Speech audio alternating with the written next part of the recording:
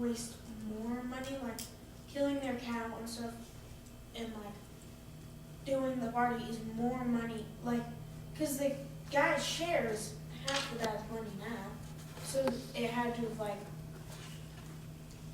been a lot of money lost for him, and then they spent more money on him. That just doesn't. It doesn't seem fair, does it? Right? Is that kind of your question? Like, it seems like the older brother here is kind of right, where he's like, dude, this kid's been a brat, and I've been here working my tail off, but you've never done this for me. I think the difference is it's not necessarily just the son. First of all, the son, regardless of what the father, regardless of what his son has done, still has a deep, abiding love for his son. And that doesn't change. You hope that your son returns home, repents, and begins to live a better life. You always hope that for all of your children, no matter what. But in my opinion, it doesn't seem so much like it's the son that is being celebrated in and of himself. It's the return that's being celebrated. Okay?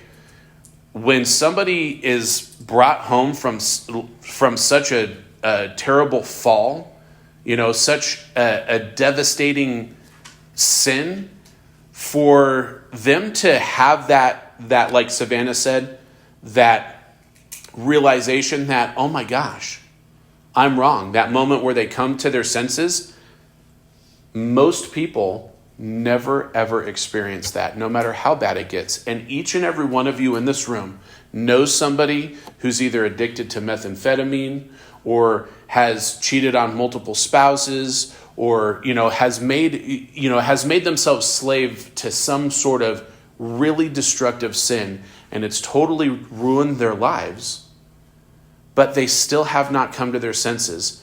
And just from a statistical point of view, I'm not saying don't pray for these people. I'm not saying don't, ask God frequently and fervently that he pour his Holy Spirit out on these people and that these people do come to their senses and return to him.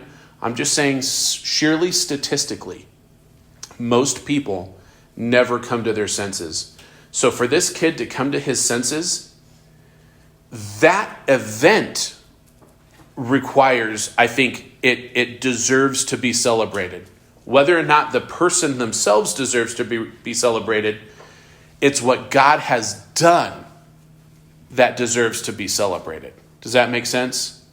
Okay, that's why we can celebrate when somebody turns to Christ, no matter what they've done to us, no matter how evil and just vile of a sinner they were. They could be a murderer.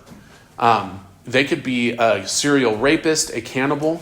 For Christians, we should, the event of salvation, the miracle of second birth, should absolutely be an occasion for us to celebrate.